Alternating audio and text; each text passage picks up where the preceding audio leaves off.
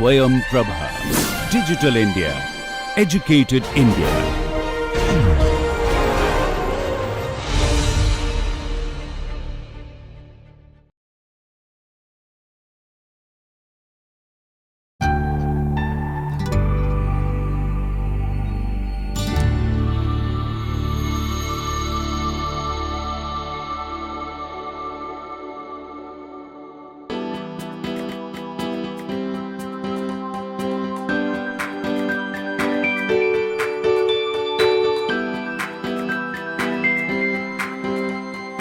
Hello, I welcome you all in this course on refrigeration and air conditioning.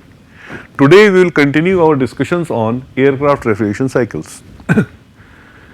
In this lecture we will cover the simple air refrigeration cycle with evaporative cooling, bootstrap air refrigeration cycle with evaporative cooling, air refrigeration cycle with regeneration, reduced ambient air refrigeration cycle, DART, irreversibilities in air refrigeration cycle.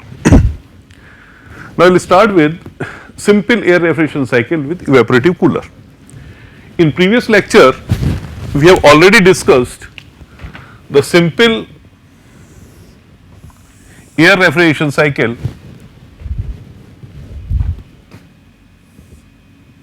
that is 0, 1, then compression 2, then cooling, constant pressure cooling, this is P1, this is P2, constant pressure cooling, and then expansion in expansion turbine. Now, in this evaporative cooler, in this cycle, evaporative cooler is introduced just before the expansion turbine.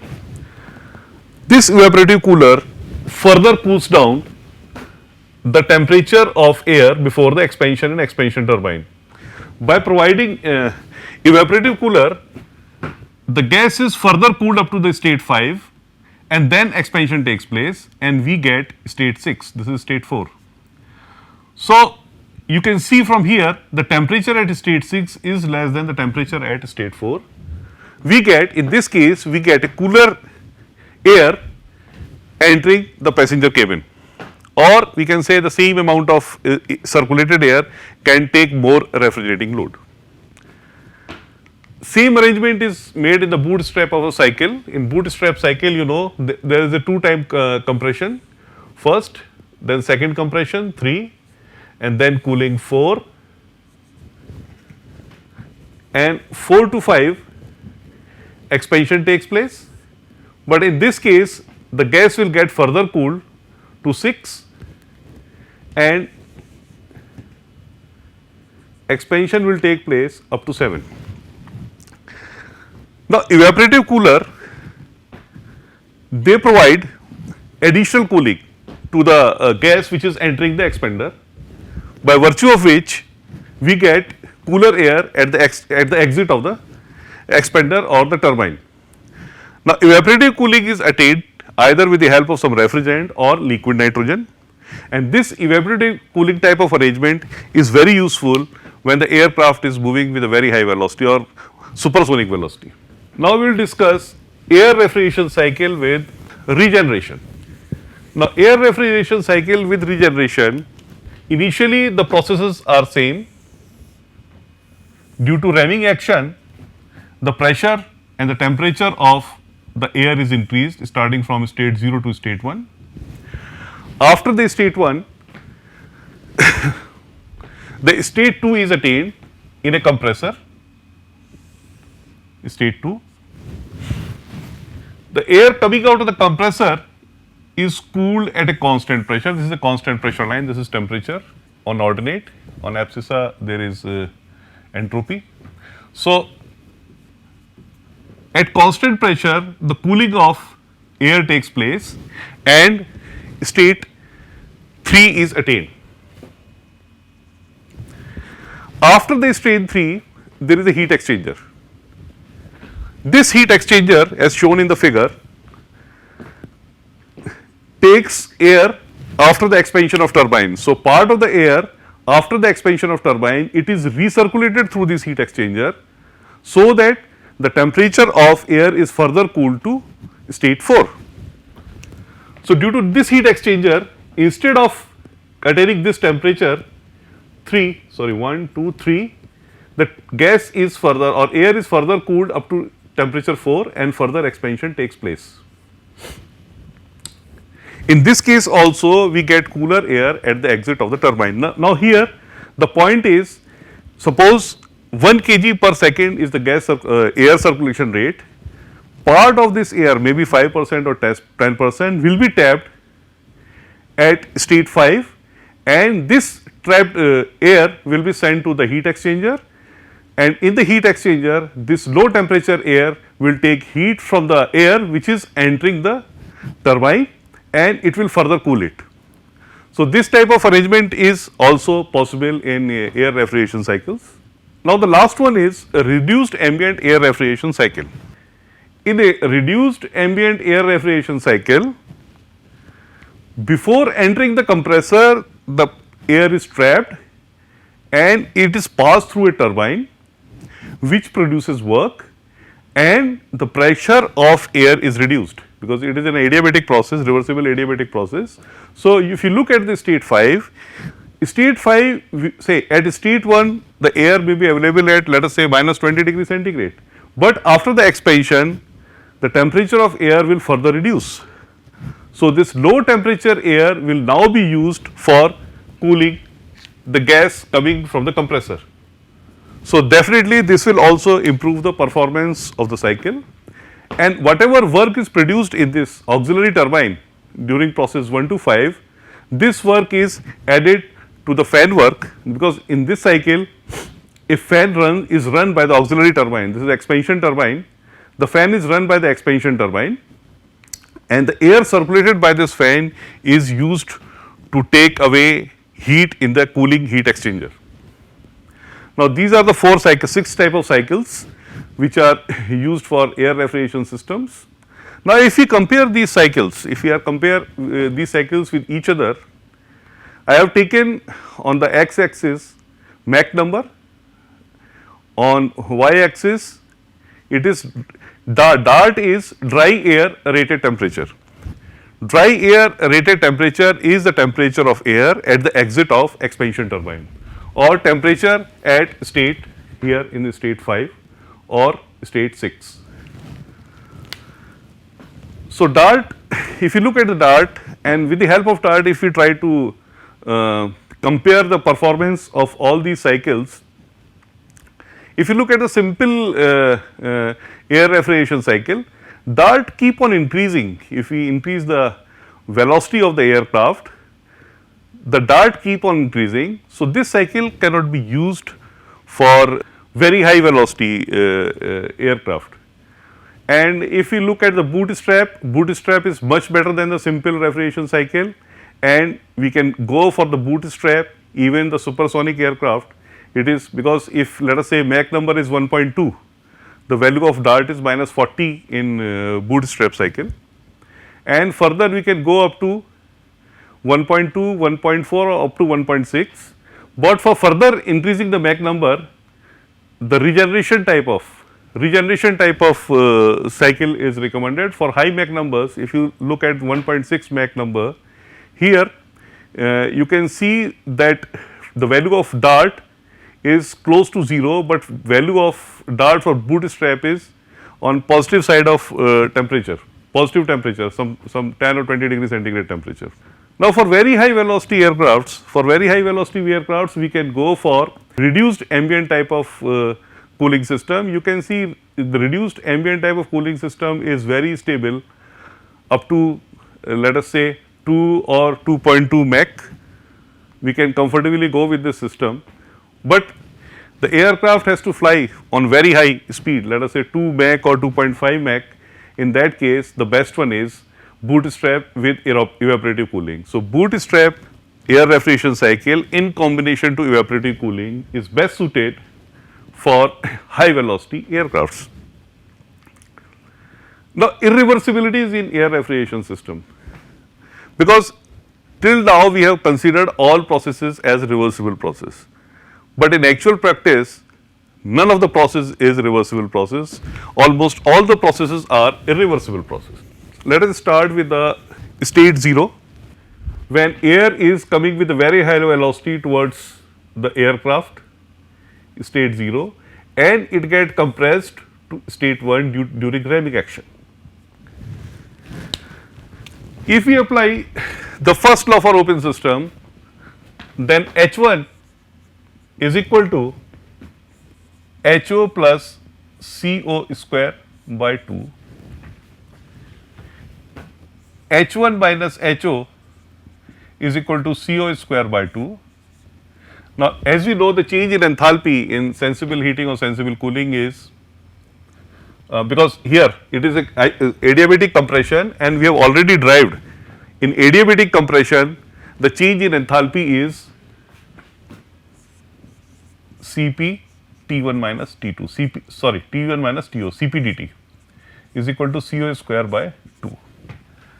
Now, T1 minus TO is equal to CO square by 2 Cp, or we can write as CO square divided by 2 gamma over gamma minus 1 into R, because Cp is equal to gamma over gamma minus 1 into R. Now, further, if we divide the entire equation by TO, so T1 by TO shall be equal to 1 plus CO square 2 gamma R TO divided by gamma minus 1, right, and then TO by T1 is equal to 1 plus gamma minus 1 by 2 CO square, and this gamma RT can always be taken as sonic velocity at this particular temperature, and this ratio will give you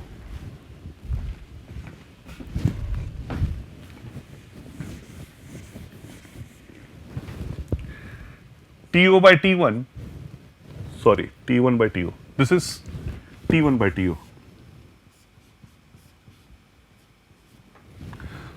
So, here also it is T1 by TO is equal to 1 plus gamma minus 1 by 2 m square. From this equation, if we know the value of Mach number, suppose the aircraft is moving with m is equal to 1, let us say it is sonic aircraft, m is equal to 1. So, immediately we can find that T1 by TO is going to be equal to 1 plus gamma minus 1 by 2, or it is going to be gamma plus 1 by 2. But in actual practice, this process does not take place.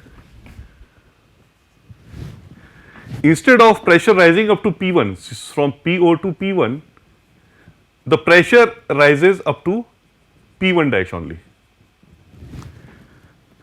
So, entire stagnation pressure is not attained, but part of the stagnation pressure is attained, but the temperature at this point, this is 0.1.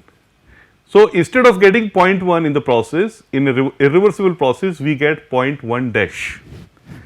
Now, temperature of 0.1 dash is equal to T1.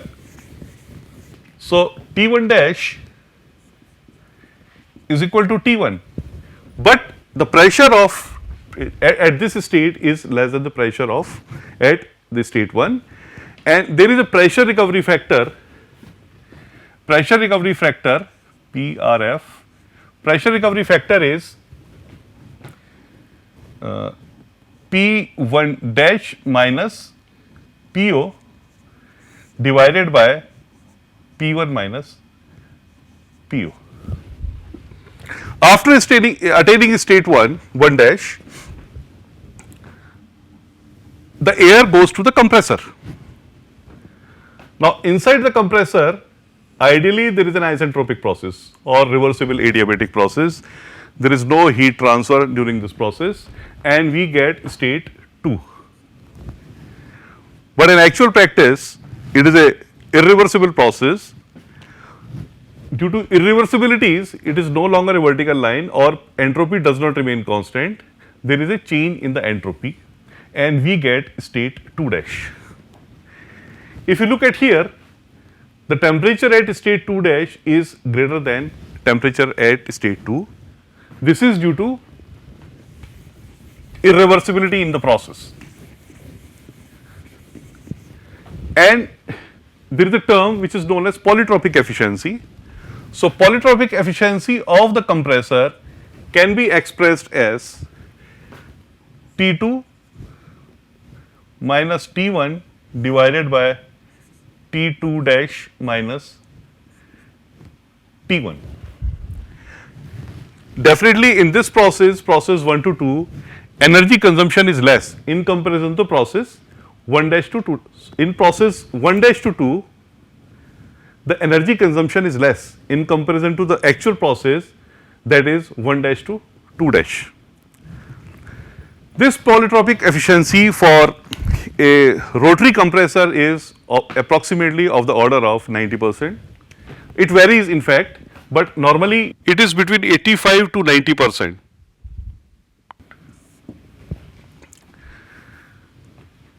After the attaining process 2 dash, cooling of air takes place. It is supposed to be at a constant pressure P2, but in actual practice there is always a pressure drop. So, instead of P2 there is a pressure P2 dash and temperature, let us say temperature 3 is attained.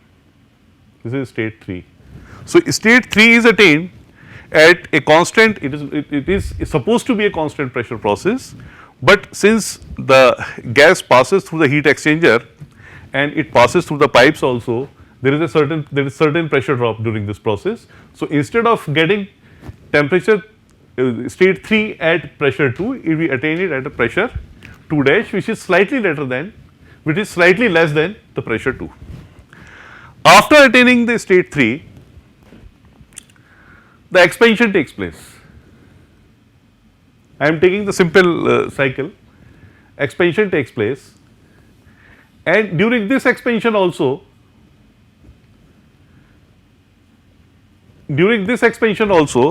the expansion takes place inside a turbine. So, this is an ideal process, but in actual practice it is no longer a vertical line, it is no longer a constant entropy process. Again, during this process the entropy increases. The increase in entropy during this process due to irreversibilities present during this process, and instead of getting state 4 we get state 4 dash, and temperature of state 4 dash is higher than the temperature of state 4, or after expansion the temperature is higher in case of irreversible process in comparison to the reversible expansion. And here also the efficiency of the turbine, polytropic efficiency of the turbine can be expressed as T4 dash minus T3 divided by T4 minus T3. So, it is, if you look at these two equations, this is ideal temperature drop in compressor, ideal temperature rise, actual temperature rise. This is ideal temperature rise, actual temperature rise. Ratio of these two will give the polytropic efficiency of the compressor. In case of turbine, it is reverse. Actual temperature drop divided by ideal temperature drop. So, this is this expression is for the polytropic efficiency of the turbine. If you are using bootstrap cycle, in case of bootstrap cycle, again some pressure drop will be here, and again during the compression process there will be irreversibilities or there will be rise in entropy. So, in bootstrap cycle also again the same type of phenomena takes place. So, in a bootstrap cycle again the pressure compression in the secondary compressor, again it is not a reversible process, and change in entropy takes place. That is why temperature at this state, maybe let us say this state is 5, T5 and T5 dash. So, T5 dash is greater than T5, and in this case also the efficiency of turbine is in the range of 85 to 90%.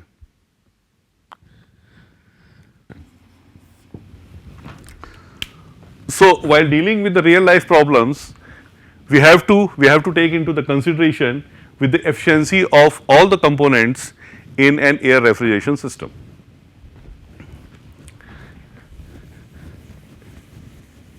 Normally, the efficiency of the rotary machines, because in the air refrigeration system rotary machines are used. So, normally the efficiencies, polytropic efficiencies of the rotary machines are higher than the efficiency of reciprocating machines. For example, if I take reciprocating compressor. So, for a reciprocating compressor, the 80% efficiency is very high efficiency. Normally, it lies between 70% and 80%. The reason being that if, let us take example of axial flow turbine or axial flow compressor. In axial flow compressor, there is no change in the direction of the fluid. Fluid straight away passes through the compressor. Since there is no change in the direction of the fluid flow, that is why the losses are minimum. So, highest efficiency is attained with the axial flow compressors. Now, if we replace axial flow compressor, and it is always close to 90% or greater than 90%, if we replace the axial flow compressor with a centrifugal compressor. In a centrifugal compressor, the direction of the flow of the fluid is like this. There is an axial entry of the fluid in the centrifugal compressor and there is radial exit. And change in the direction of the fluid is approximately 90 degree, That is why in centrifugal compressors, the losses during the flow are more than in the case of axial flow compressors, and efficiency of this compressor is slightly less than the efficiency of an axial flow compressor. And if you go to the reciprocating compressor, the efficiency is minimum. However, in most of the cases in air refrigeration system, axial flow compressors are used because in air refrigeration systems, high bulk of fluid has to be handled. If very high bulk of fluid has to be handled, the axial flow compressors are the best kind of compressors. So, here with this, I end the discussions on the air refrigeration cycles. In the next class, we will try to solve one numerical on air refrigeration cycle.